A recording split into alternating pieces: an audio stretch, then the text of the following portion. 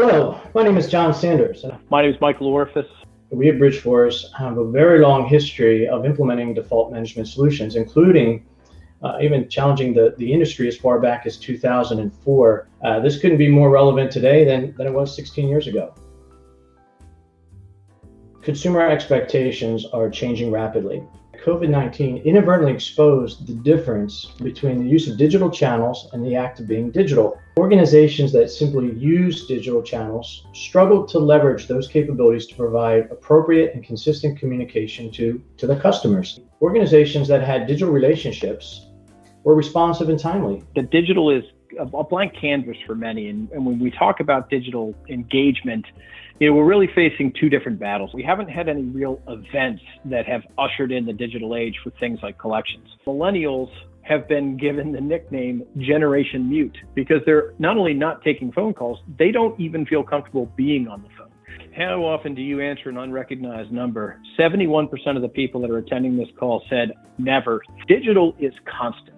And the other thing it is a real accelerator for activity. Our worlds are no longer linear. So when we talk about the business case or we talk about the need for every organization to go to digital, it becomes more important. The expectations customers have increased. If you've afforded that opportunity to me to make it convenient, to make it informative, to allow me to go ahead and find the solution that's right for me by using your tool set, then you're likely going to get paid first.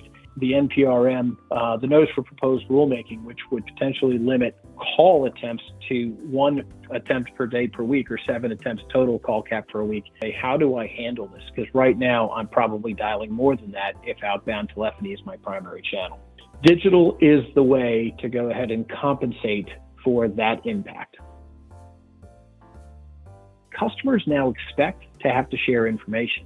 If you can leverage their activity, your ability to curate that experience in a very easy and efficient manner is what allows you to kind of really win that battle. We've helped build collection systems from scratch. We've pieced together functionality across the enterprise.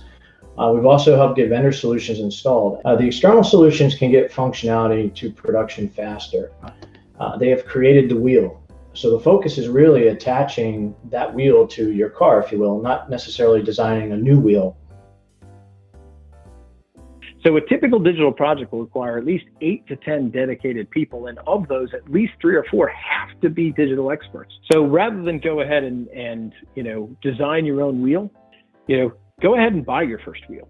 You want to make sure that you have the right set of resources, and that primarily is a balance of your business experts, digital experts, technology experts, and then if you truly want to move at a really fast pace with great precision, then you're probably also going to have to look at people outside of your organization that have done this for collections.